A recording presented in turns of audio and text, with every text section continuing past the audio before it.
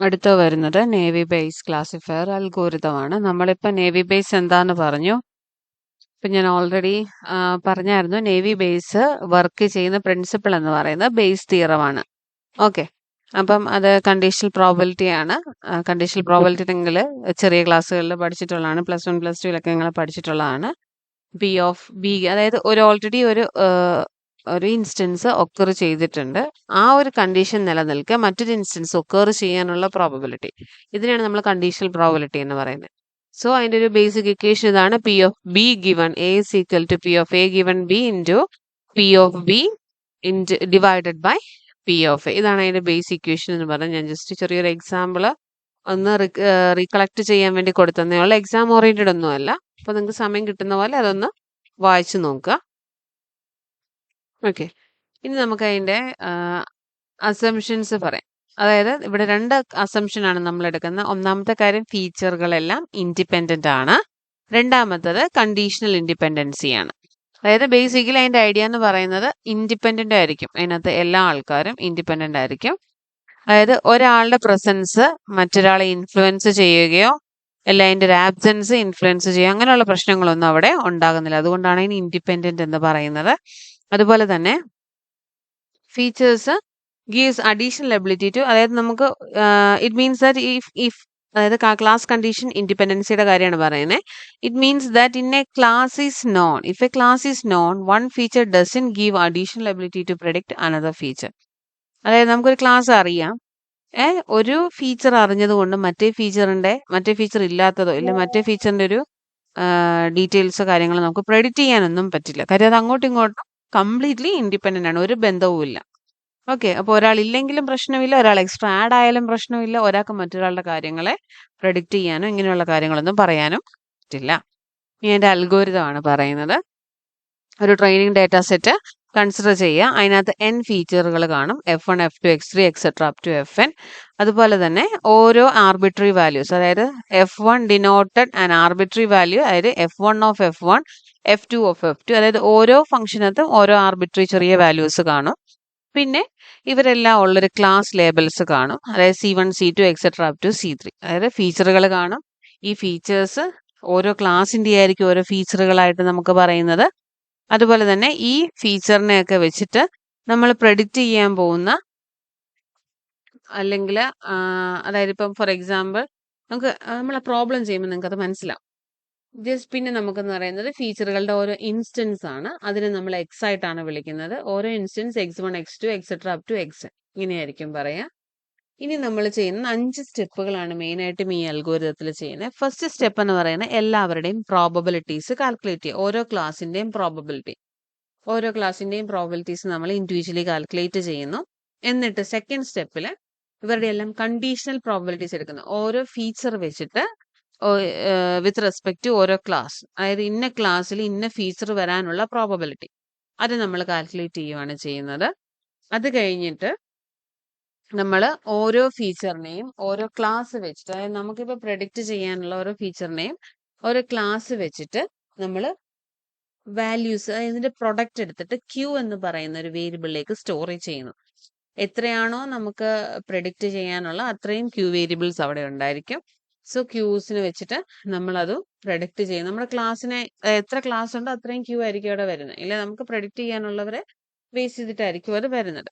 അപ്പം നമുക്ക് എക്സാമ്പിൾ ചെയ്യുമ്പോൾ മനസ്സിലാവും. നമ്മൾ ക്യൂ വാല്യൂ കണ്ടുപിടിക്കും. എന്നിട്ട് ഈ ക്യൂ വാല്യൂയിലെല്ലാം ഏറ്റവും മാക്സിമം ഏത് ക്യൂവിനാണോ വരുന്നത് ആ ക്യൂ ആയിരിക്കും എന്തെന്ന് പറയുന്നത് നമ്മുടെ ക്ലാസ് പ്രഡിക്ഷൻ എന്ന് പറയുന്നത്. അതായത് നമ്മൾ കൊടുക്കുന്ന ആ ഒരു ലേബല് ഏറ്റവും ആപ്റ്റ് ആയിട്ടുള്ള ക്ലാസ് ഏറ്റവും മാക്സിമം ക്യൂ വാല്യൂ ഉള്ള ക്ലാസ് ആയിരിക്കും. എന്നിട്ട് ആ ക്ലാസ് വാല്യൂ അതിലേക്ക് അസൈൻ ചെയ്യും. നമുക്ക് എക്സാമ്പിൾ നോക്കാം. നമുക്കൊരു ട്രെയിനിങ് ഡാറ്റ സെറ്റ് തരുന്നുണ്ട്. അപ്പം അതിൻ്റെ ഫീച്ചേഴ്സ് എന്ന് പറയുന്നത് സ്വിം, ഫ്ലൈ, ക്രോൾ ആണ്. സ്വിമ്മിനകത്ത് 3 ഇൻസ്റ്റൻസുകളാണുള്ളത്: ഫാസ്റ്റ്, സ്ലോയ്, നോയ്. ഫ്ലൈക്കകത്താണ് ലോങ്, ഷോർട്ട്, റെയർലി, നോ. ക്രോളിനകത്താണെങ്കിൽ യെസ് ഓർ നോ. ഇത്രയാണ് വരുന്നത്. ഇനി നമ്മുടെ ക്ലാസ്സുകൾ എന്ന് പറയുന്നത് ആനിമൽ, ബേർഡ്, ഫിഷ്. ഇത്രയാണ് നമ്മുടെ ക്ലാസ്സുകൾ. 3 ക്ലാസ്സാണ് നമുക്കുള്ള: ആനിമൽ, ബേർഡ്, ഫിഷ്. അതുപോലെ ട്രെയിനിങ് ഡാറ്റ സെറ്റ് നമുക്ക് തന്നിട്ടുണ്ട്. ട്രെയിനിങ് ഡാറ്റ സെറ്റ് ആണ് ആ ടേബിൾ, താഴോട്ടൊരു ടേബിൾ കൊടുത്തിരിക്കുന്നത്. ഇതിനകത്ത് നിന്നും നമുക്ക് കണ്ടുപിടിക്കേണ്ടത് ഒരു ഫീച്ചർ നമ്മൾ സെലക്ട് ചെയ്യുകയാണ്. Slow rarely no. Slow rarely no എന്ന് പറയുന്ന ഫീച്ചറിന് ഏറ്റവും ആപ്റ്റ് ആവുന്ന ക്ലാസ്, അതായത് ആനിമൽ ആണോ ബേർഡ് ആണോ ഫിഷ് ആണോ എന്നുള്ളത് നമ്മൾ കണ്ടുപിടിക്കുക. അതാണ് നമ്മൾ ഈ നേവി ബേസ് വെച്ച് ചെയ്യുന്നത്.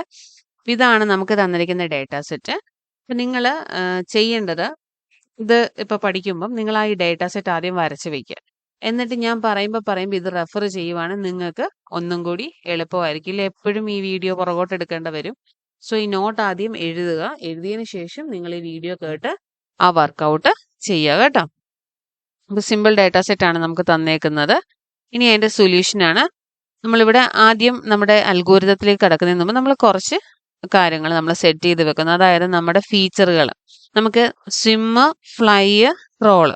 അത് ടേബിളിൻ്റെ ഫസ്റ്റ് റോ കണ്ടോ, സ്വിം, ഫ്ലൈ, ക്രോൾ. ഇതാണ് നമ്മുടെ ഫീച്ചേഴ്സ് വരുന്നത്. നമ്മുടെ ക്ലാസ് വരുന്ന ഫിഷ്, ആനിമൽ, ബേർഡ് ആണ് വരുന്നത്. അതുപോലെ തന്നെ നമുക്ക് കണ്ടുപിടിക്കേണ്ട, അല്ലെങ്കിൽ നമുക്ക് ക്ലാസിഫൈ ചെയ്യേണ്ട ഫീച്ചർ ഏതാണ്? ക്വസ്റ്റിന് തന്നിരിക്കുന്ന സ്ലോ റെയർലി നോ. ഇവര് മൂന്നുപേരെ നമ്മൾ ആദ്യം ഒന്ന് സെറ്റ് ചെയ്യുകയാണ് ചെയ്യുന്നത്. അതായത് ഫീച്ചറുകൾ F1, F2, F3 എന്നും പറഞ്ഞ് സിം, ഫ്ലൈ, ക്രോള് കൊടുക്കുന്നു. ഇതിനെ ഡിപ്പെൻഡ് ചെയ്യുന്ന ക്ലാസ്സുകൾ, അത് ആനിമൽ, ബേർഡ്, ഫിഷ് എന്നുള്ള C1, C2, C3യിലേക്ക് അസൈൻ ചെയ്യുന്നു. ഇനി നമ്മുടെ ടെസ്റ്റ് ഇൻസ്റ്റൻസ്, അത് നമുക്ക് ടെസ്റ്റ് ചെയ്യാനുള്ള ഇൻസ്റ്റൻസിന് X1, X2, X3യിലേക്കും കൊടുക്കുന്നു. എന്നിട്ട് നമ്മളൊരു ടേബിൾ ക്രിയേറ്റ് ചെയ്യാൻ പോവാണ്, ഫ്രീക്വൻസി ടേബിൾ. ഇതെന്ന് പറയുന്നത് ശരിക്കും അൽഗോരിതത്തിലുള്ള ഒരു ടേബിൾ അല്ല, പക്ഷെ നമ്മുടെ കാൽക്കുലേഷൻ എളുപ്പമാക്കാൻ വേണ്ടിയിട്ട് നമ്മൾ ക്രിയേറ്റ് ചെയ്യുന്ന ഒരു ടേബിളാണ് ഫ്രീക്വൻസി ടേബിൾ. നമ്മൾ ചെയ്യേണ്ട ഇത്രേ ഉള്ളൂ, ക്ലാസ്സുകളെ ഫസ്റ്റ് കോളത്തിൽ ക്ലാസ്സുകളെ അറേഞ്ച് ചെയ്യുക.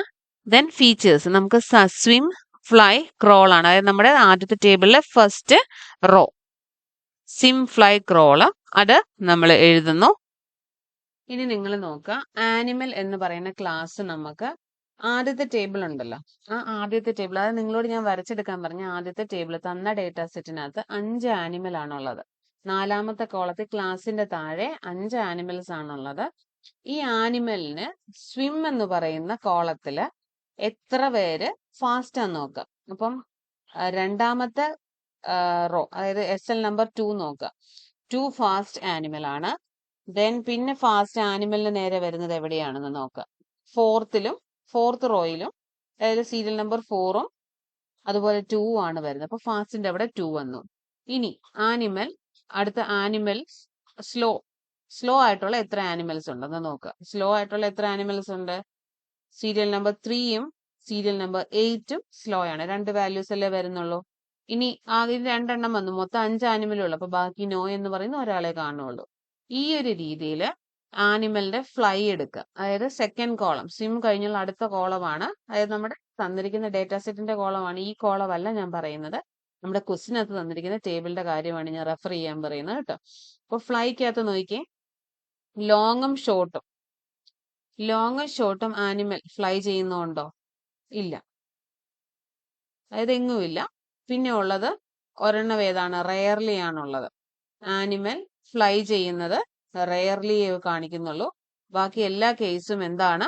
നോയാണ്. സോ 4 നോയും 1 റെയർലിയേ ഉള്ളൂ. അതുപോലെ തന്നെ ക്രോളും നോക്കുക. അപ്പം ഈ ഒരു കോളംസ് മൊത്തം ഫില്ല് ചെയ്യേണ്ട എങ്ങനെയാണെന്ന് മനസ്സിലായല്ലോ. ഈ ഒരു പാറ്റേണിൽ നിങ്ങൾ ഫില്ല് ചെയ്തു. ഇനി ബേർഡ് ആണെങ്കിൽ ബേർഡ് എത്ര എണ്ണം ഉണ്ടെന്ന് നോക്കുക. 1, 2, 4 ബേർഡ് ആണുള്ളത്. ഈ 4 ബേർഡിനെ ആദ്യം സ്വിം എന്ന് പറയുന്ന കോളത്തില് ബേർഡിന് നേരെ വരുന്ന ഫീച്ചറുകൾ ഏതൊക്കെയാ നോക്കുക. അതായത് ഫാസ്റ്റ് ആണോ, സ്ലോ ആണോ, നോ ആണോ, അല്ലെങ്കിൽ ലോങ് ആണ്. ഇനി ഫ്ലൈയുടെ കേസിലാണ് ലോങ്, ഷോർട്ട് എത്ര, റയർലി എത്ര, നോ എത്ര. ക്രോളിനകത്താണ് യെസ് എത്ര, നോ എത്ര. ഈ ഒരു കൗണ്ട് നമ്മൾ എടുത്ത് ഇതെല്ലാത്തിനെയും ആനിമലിന്റെയും ബേർഡിന്റെയും ഫിഷിന്റെയും നമ്മൾ ഈ രീതിയിൽ കൗണ്ട് എടുത്ത് എഴുതുന്നു. എന്നിട്ട് ഏറ്റവും ലാസ്റ്റ് കോളം കണ്ട ടോട്ടൽ എഴുതിയിരിക്കുന്നത്, അതായത് മൊത്തം ആനിമൽ എത്ര എണ്ണം ഉണ്ട് ആ ടേബിളിൽ നിന്ന് എണ്ണി എടുക്കാം. 5 ആനിമൽ ആണുള്ളത്, 4 ബേർഡും 3 ഫിഷും ആണുള്ളത്. ഇതിന്റെ ടോട്ടൽ സം 12. ഇനി നമുക്ക് മൊത്തം തന്നിരിക്കുന്ന ഡീറ്റെയിൽസിൽ നിന്നും, ലിവിങ് ബീങ്സിന്റെ ഡീറ്റെയിൽസിൽ നിന്നും നമുക്ക് എടുക്കേണ്ട എന്താണ്? ഈ ഒരു ഓരോന്നിന്റെയും പ്രോബിലിറ്റീസും കാര്യങ്ങളുമാണ് എടുക്കേണ്ടത്. അപ്പൊ നമുക്ക് നോക്കാം. നമ്മുടെ ഫസ്റ്റ് സ്റ്റെപ്പ് എന്ന് പറയുന്നത് കമ്പ്യൂട്ട് ദ പ്രോബിലിറ്റീസ്. അതായത് ക്ലാസ് 1 ആരാണ്? ആനിമൽ ആണ്. P of C1 എത്ര ആനിമൽ ഉണ്ട്? 5 ആനിമൽ ഉണ്ട്. ടോട്ടൽ എത്രയാണ്? 12 ആണ്. സോ 5/12. ഇനി അടുത്ത ബേർഡിന്റെ പ്രോബിലിറ്റി P of C2 എത്ര ബേർഡ് ഉണ്ട്? 4. ടോട്ടൽ 100. 12. സോ 4/12. അതുപോലെ തന്നെ ഫിഷിന്റെ പ്രോബിലിറ്റി മൊത്തം എത്ര ഫിഷ് ഉണ്ട്? 3 ഡിവൈഡ് ബൈ ടോട്ടൽ 12 ആണ്. സോ 3/12. അപ്പൊ നമ്മൾ ഫസ്റ്റ് സ്റ്റെപ്പ് എന്ന് പറയുന്നത് നമ്മുടെ എന്ത് എടുത്തു? എല്ലാവരുടെയും പ്രോബബിലിറ്റി എടുത്തു. ഇനി സെക്കൻഡ് സ്റ്റെപ്പ് നോക്കുക, കണ്ടീഷണൽ പ്രോബിലിറ്റീസ് എടുക്കുക. ഇവിടെയാണ് നമ്മൾ ടേബിൾ ക്രിയേറ്റ് ചെയ്യുന്നതിന്റെ ഒരു അഡ്വാൻറ്റേജ് എന്ന് പറയുന്നത്. ഇവിടെ ഓക്കെ, കണ്ടീഷണൽ പ്രോബിലിറ്റിയിൽ നമ്മുടെ തൊട്ട് മുകളിലത്തെ ടേബിൾ ശ്രദ്ധിച്ചായിരുന്നോ? ആ ടേബിളിൽ അതേ വാല്യൂസ് ആണ് ഇവിടെയും കിടക്കുന്നത്. ആനിമലിന്റെയും ബേർഡിന്റെയും ഫിഷിന്റെയും ഒക്കെ കറസ്പോണ്ടിങ് ന്യൂമറേറ്റേഴ്സിൽ കിടക്കുന്നത്. ഈ സെയിം ടേബിൾ തന്നെ നിങ്ങൾ ഇങ്ങോട്ട് റീപ്രൊഡ്യൂസ് ചെയ്യുക. എന്നിട്ട് ഇവിടെ ചെയ്യേണ്ടത് ഇപ്പം ഓരോ, അതായത് ആനിമലിന് നേരെയുള്ള ഫാസ്റ്റ്, സ്ലോ, സ്വിമ്മിന്റെയും ഫ്ലൈയുടെയും ക്രോളിന്റെയും കുറച്ച് വാല്യൂസ് ഉണ്ട്. അതിന്റെ ടോട്ടൽ നമ്പർ വെച്ച് ഡിവൈഡ് ചെയ്യുക. അതായത് ആനിമലിന്റെ ഫസ്റ്റ് കോളം എടുക്കുക, ആ ഒരു റോ മൊത്തം എടുക്കുക. അപ്പം ആനിമലില് സ്വിമ്മിനകത്ത് ഫാസ്റ്റിന്റെ കണ്ടീഷണൽ പ്രോബിലിറ്റി 2/5, സ്ലോയില് 2/5, നോ 1/5. ഇനി ഫ്ലൈക്കകത്താണ് ലോങ് 0/5, ഷോർട്ട് 0/5, റെയർലി 1/5. അതായത് ഇവിടെ ഫസ്റ്റ് ആ ടോട്ടൽ എത്രയാണോ, ആനിമൽ 5 ആണ്. സോ ആനിമലിന്റെ ആ റോയിലുള്ള ബാക്കി സ്വിമ്മ്, ഫ്ലൈ, ക്രോളിനകത്തുള്ള എല്ലാ വാല്യൂസിനെയും 5 കൊണ്ട് ഡിവൈഡ് ചെയ്യുക. ബേർഡിന്റെ ആണെങ്കിൽ അതിന്റെ ടോട്ടൽ 4 ആണ്. സോ അവരെ എല്ലാം 4 കൊണ്ട് ഡിവൈഡ് ചെയ്യുക. ഫിഷ് ആണെങ്കിൽ അതിന്റെ ടോട്ടൽ 3 ആണ്. എല്ലാവരും 3 കൊണ്ട് ഡിവൈഡ് ചെയ്യുക. ഇതൊരു എളുപ്പ മെത്തേഡാണ്. അതായത് നമ്മുടെ കണ്ടീഷണൽ പ്രോബിലിറ്റി കണ്ടുപിടിക്കാനുള്ള. അതിന്റെ ഇക്വേഷൻ ഇവിടെ കൊടുത്തിട്ടുണ്ട്, ഒരു സാമ്പിൾ ഞാൻ ഇവിടെ കൊടുത്തിട്ടുണ്ട് എങ്ങനെയാണ് കണ്ടുപിടിക്കുന്നുള്ളത്. അതായത് ഫോർ എക്സാമ്പിൾ C1 എന്ന് പറയുന്ന ക്ലാസ്, അതായത് ആനിമൽ എന്ന ക്ലാസ്സിൽ F1 എന്ന് പറയുന്ന ഫീച്ചർ സ്ലോ ആകാനുള്ള പ്രോബബിലിറ്റി, അതാണ് അതിന്റെ മീനിങ്. അപ്പം given C1 F1 is equal to slow. F1 എന്ന് പറയുന്നത് സ്വിം ആണ്. സ്വിമ്മിനകത്ത് സ്ലോ ആകാനുള്ള പ്രോബബിലിറ്റി എവിടെ? ക്ലാസ് C1ൽ. അതായത് അതിനർത്ഥം എന്താണ്? F1നകത്ത് സ്ലോ എത്ര എണ്ണം ഉണ്ട്? 2 എണ്ണമാണ് ഉള്ളത്. ഡിവൈഡ് ബൈ ക്ലാസ് ലേബൽ എത്രയാണ്? 5 ആണ്. എത്ര ക്ലാസ് ഉണ്ട്? ആനിമൽ എന്ന് പറയുന്നത് 5 എണ്ണമാണ്. So number of records within the class label 5 ആണ്. സോ 2/5. നിങ്ങൾ ഈ ടേബിൾ ക്രിയേറ്റ് ചെയ്യുകയാണെങ്കിൽ നിങ്ങൾക്ക് ജസ്റ്റ് ആ ടോട്ടൽ കൊണ്ട് ഓരോ റോയിലും, ആനിമൽ ആണെങ്കിൽ ആനിമലിന്റെ ടോട്ടൽ കൊണ്ട് ഡിവൈഡ് ചെയ്യുക, ബേർഡ് ആണെങ്കിൽ ബേർഡിന്റെ ടോട്ടൽ കൊണ്ട് ഡിവൈഡ് ചെയ്യുക, ഫിഷ് ആണെങ്കിൽ ഫിഷിന്റെ ടോട്ടൽ കൊണ്ട് ഡിവൈഡ് ചെയ്യുക. അത്രയും ചെയ്താൽ നിങ്ങൾക്ക് ഒറ്റയടിക്ക് കിട്ടും. അല്ലെന്നുണ്ടെങ്കിൽ ഇപ്പം 1 2 3 9 3s are 27 ടൈംസ് നിങ്ങൾക്ക് ഈ ഒരു ഇക്വേഷൻ റീപ്രൊഡ്യൂസ് ചെയ്യേണ്ടി വരും. സോ അത് അവോയ്ഡ് ചെയ്യാൻ വേണ്ടി ജസ്റ്റ് നിങ്ങൾ ആ വാല്യൂസ് അതിന്റെ ടോട്ടൽ കൊണ്ട് അതിനെ ഒന്ന്, അതായത് ആനിമൽ ആണെങ്കിൽ അങ്ങനെ, ബേർഡ് ആണെങ്കിൽ അങ്ങനെ, ഫിഷ് ആണെങ്കിൽ അങ്ങനെ, അവരവരുടെ കറസ്പോണ്ടിങ് ടോട്ടൽ കൊണ്ട് ഡിവൈഡ് ചെയ്താൽ കണ്ടീഷണൽ പ്രോബിലിറ്റീസ് കിട്ടും. ഇത്രേ ഉള്ളൂ സ്റ്റെപ്പ് 2 എന്ന് പറയുന്നത്. സ്റ്റെപ്പ് 3യിൽ നമ്മൾ വാല്യൂസ് കാൽക്കുലേറ്റ് ചെയ്യാണ്. നമ്മളവിടെ QK ആണെന്ന് തോന്നുന്നു, ഐ തിങ്ക് ആ ഒരു വാല്യൂ ആണ് ഞാൻ കൊടുത്തിരിക്കുന്നതെന്ന് തോന്നുന്നു. അപ്പൊ നമ്മളിവിടെ Q വാല്യൂസ് കാൽക്കുലേറ്റ് ചെയ്യാൻ പോവാണ്. അതായത് now calculate the following numbers. ഓരോ പ്രോബബിലിറ്റി, ഓരോന്നും ഒക്വർ ചെയ്യാനുള്ള പ്രോബബിലിറ്റി. നമുക്ക് x1 x2 x3 എന്നും പറഞ്ഞ് ടെസ്റ്റ് ഇൻസ്റ്റൻസ് തന്നായിരുന്നു. എന്തായിരുന്നു ടെസ്റ്റ് ഇൻസ്റ്റൻസ്? x1 എന്ന് പറയുന്നത് സ്ലോ, x2 എന്ന് പറയുന്നത് റെയർലി, x3 എന്ന് പറയുന്നത് നോ. അപ്പം ഇവിടെ പറഞ്ഞിരിക്കുന്ന നമ്മളിവിടെ ചെയ്യാൻ പോണത് class 1 animal slow, rarely, no ആകാനുള്ള പ്രോബബിലിറ്റി ആണ് കണ്ടുപിടിക്കുന്നത്. അതുപോലെ തന്നെ രണ്ടാമത്തെ കേസിൽ ആരായിരുന്നു? Q2 എന്ന് പറയുന്നത് ബേർഡ് ആണ്. ബേർഡ് സ്ലോ, റെയർലി, നോ ആകാനുള്ള പ്രോബിലിറ്റി Q2 വാല്യൂ കാൽക്കുലേറ്റ് ചെയ്യും. അതുപോലെ Q3 fish slow, rarely, no. നമ്മൾ ഈ തന്നിരിക്കുന്ന ഡേറ്റയിൽ നിന്നാണ് നമ്മൾ അനലൈസ് ചെയ്തെടുക്കുന്നത്. ഓൾറെഡി നമ്മൾ ഈ വാല്യൂസ് എല്ലാം നേരത്തെ തന്നെ കണ്ടീഷണൽ പ്രോബിലിറ്റിയിൽ കാൽക്കുലേറ്റ് ചെയ്ത് വെച്ചിട്ടുണ്ട്. അപ്പൊ നമുക്ക് Q1 നോക്കാം. Q1നകത്ത് ഫസ്റ്റ് നമ്മൾ കൺസിഡർ ചെയ്യുന്നത് ആനിമലിന്റെ ആണ്. അത് ആനിമൽ ആരായിരുന്നു? C1 ആയിട്ടാണ് നമ്മൾ വെച്ചിരുന്നത്. So P of x1 given C1 into P of x2 given C2 into P of x3 given C3 into P of C1. അതാണ് ആനിമലിന്റെ കേസ് നമ്മൾ നോക്കുക. എല്ലാ ആനിമലിന്റെ വെച്ചിട്ട് ഓരോ ഇൻസ്റ്റൻസും, അതായത് നമുക്ക് തന്ന ഓരോ ടെസ്റ്റ് ഇൻസ്റ്റൻസും ആനിമലിന്റെ കേസ് ആകാനുള്ള പ്രോബബിലിറ്റി. അവിടെ നിങ്ങളൊന്ന് ശ്രദ്ധിക്കുക. ഞാൻ Q1 is equal to P of x1 given C1, x2 given C2, x3 given C3 എന്നാണ് എഴുതിയിരിക്കുന്നത്. അവിടെ ചെറിയൊരു മിസ്റ്റേക്ക് ഉണ്ട്. C1 തന്നെയാണ് കേട്ടോ. അതൊന്ന് നോട്ട് ചെയ്യുക. C1 എന്ന് തന്നെയാണ്. ദെൻ വരുന്നത് അപ്പം P of x1 given C1 2/5, P of x2 given C1 1/5, P of x3 given C3 3/5, P of C1 എന്ന് പറയുന്നത് ഈ വാല്യൂസ് നമ്മൾ സബ്സ്റ്റിറ്റ്യൂട്ട് ചെയ്യുമ്പോൾ നമുക്ക് കിട്ടുന്നത് 0.02 ആണ്. ആ സെയിം പ്രോസസ്സ് തന്നെ Q2 വരും. Q2 ആകുമ്പോൾ ഗിവൺ കണ്ടീഷൻ ഏതാണ്? C2 ആണ്. Q3 ആകുമ്പോൾ ഗിവൺ കണ്ടീഷൻ എന്തായിരിക്കും വരുന്നത്? C3 ആയിരിക്കും വരുന്നത്. എന്നിട്ട് ഈ വാല്യൂസ് എല്ലാം നമ്മൾ സബ്സ്റ്റിറ്റ്യൂട്ട് ചെയ്തതിന് ശേഷം ഏറ്റവും മാക്സിമം ആർക്കാണെന്ന് നോക്കുക. ഇവിടെ ഏറ്റവും മാക്സിമം Q1-നാണ്. Q1 എന്ന് പറയുന്നത് ഏത് ക്ലാസ്സിനെ റെപ്രസെന്റ് ചെയ്യുന്നത്? ആനിമൽ. അതായത് C1 with respect to C1 ആണല്ലോ. സോ നമ്മൾ എന്ത് ചെയ്യും? Max of Q1, Q2, Q3 0.02 ആണ്. ആ വാല്യൂ ആർക്കുള്ളതാണ്? C1-ന്റെ ആണ്. C1 ആരാണ്? ആനിമൽ ആണ്. സോ ആനിമൽ ആയിരിക്കും ഇതിനകത്ത് ഈ ടെസ്റ്റ് സീക്വൻസ് ലോ റെയർലിനോ ഏറ്റവും കൂടുതൽ റിപ്പീറ്റ് ചെയ്യുന്നത്. മനസ്സിലായോ? ഇങ്ങനെയാണ് നമ്മൾ നേവി ബേസ് വെച്ചിട്ട് ഒരു ടെസ്റ്റ് ഇൻസ്റ്റൻസ് ഏത് ക്ലാസ്സിൽ പെടുന്നതാണെന്ന് കണ്ടുപിടിക്കുന്നത്. ഓക്കെ,